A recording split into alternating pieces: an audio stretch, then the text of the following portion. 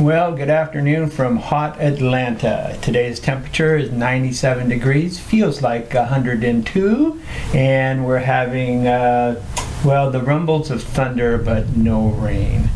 Welcome to the Basement Air Force second installment of our vlog. A few things we want to talk about today. The seaplane build. So far we have finishers, Curtis McNeese, he's finished two very, very fine airplane kits. Don Anderson, Dick Clark, Dwayne Anderson, Robert Kitchen, Sam Kennedy, Scott Brown, and Sean Webb has two paper airplanes in. So we're running at, we had 20 interested in the build. We had 8 finishes so far. We're still pretty close. I think Mike Webb is pretty close to finishing his Catalina, and Guy Smith, I think, is almost finished with his pontoons on his build. So there you go. Remember that when we go to vote, this very, very fine, very expensive trophy goes to the winner, and also an additional surprise. Now, I promise I'll make sure that everything gets spelled right on the front, and the special prize gets in the box. So there you go. All right. Also, I posted this week the Basement Air Force's upcoming group build schedule. So from July the 1st, 2016 to November the 1st, 2016, that's 4 months. I figure that's plenty of time. We're going to do a transportation group build. That's anything transportation. If it flies, if it floats, if it tunnels in the ground, anything transportation. I know a lot of us are going to be doing some German transports. There's been interest in Gigants, blah, blah, blah. So it should be a pretty good build.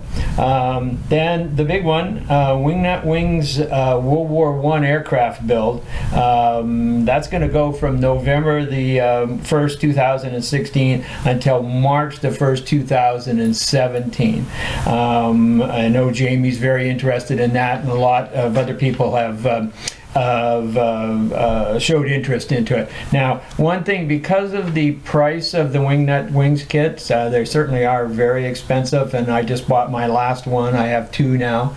I'm going to open it up to World War I aircraft in general, the Rodan kits and everything. Just send me a PM, let me know what you're up to so that I can approve it. You know, I'd like to promote the World War I aircraft and the Wingnut Wings because I'm anxious, Jamie's anxious. There's a couple of us out there that have the kits to build the kits. Going to be a long-term build, and we'll probably do some videos. Jamie started doing videos, so you'll probably see his build when he gets started. So, and then the Sci-Fi Holiday Group build. That's going to be a kicker. That's going to run from November the 1st to January the 1st, 2017, and that's anything sci-fi. It can be Star Wars, it can be Space 1999, it can be Lost in Space, it can be Star Trek, it can be Gundams, it can be anything like that. And I think that'll be a really, really, really fun, quick build through the holidays. So November and December, look in your stash if you've got some stuff. I think I'm going to maybe, depending on what's going on with some other group build I'm going to be involved in, I might do something in Star Trek to celebrate celebrate the movie, I might build a friend of mine the original Star Trek from the Enterprise from the movie. So, and then cars, and more cars. That's going to go from January the 1st, 2017 to March the 1st, 2017. Another quick build, and that's going to be all cars. So get your model cars ready. I'm definitely going to do that because I want to do. I'm kind of thinking I'd like to do a hot rod, but then in the back of my mind is I'd kind of like to do a junkyard dog. So I don't know. I haven't decided yet on what I'm going to do on that. So anyhow, that will take us through the group builds. So we'll get everybody signed up as soon as the seaplane build gets done and we get all the voting done. Robert and Dwayne have kindly committed themselves to being monitors when they have time, so they're going to be monitoring some of the groups, and then of course Guy is going to open them up in the events column. So anyhow, up and coming builds. This week we had some really nice completes. We had Oliver, I guess it's Truthman. He built a Tester 148 scale F5A, really nice. John LaBelle, his Airfix 148 scale B57G. Boy, that really came out really nice. Unfortunately, he had trouble with his decals. We had to wait for the finish for his new decals to come in, but boy, it really added to his Basement Air Force. And then he also did a Smear SMER model and 148 scale Airco DH2, which was a cute little kit when he got it finished. Fast build for him, just to kind of give him something to do while he was waiting for his decals. Jeff Santos, of course, is the 148 scale monogram F4J that's on the group header. Beautiful kit that he did there. And then Patrick Driscoll, 148 scale F104 really came out nice. We still have some people working on kits. Ralph Campo, his 148 scale Hasegawa A4C is coming along really well. Dwayne Anderson is building the 148 scale Kinetic C2A, which that's really a nice kit. He's really worked hard on that. The decals on there and the tail and everything. We're just all hoping that he's got enough weight in the nose for all the paint he's got on the tail. Mike Heed has been working on his 148 Catalina, like I said, and then also his 148 Tamiya Wildcat. So lots going on in the old group. Some new stuff for me. I got in the mail the other day. Flory's going to be doing a group build, and it's all Japan. So anything Japan, Gundams, cars, motorbikes, all that kind of stuff. So I've decided to do another shoot down diorama. I'm going to do the Tamiya Zero, which is a really nice kit. It's really dinky inside. It's got well, you can there it is. So that's going to be an easy kit to build. I think it'll be nice, all weathered out, and I'm going to chip it real heavily and what have you.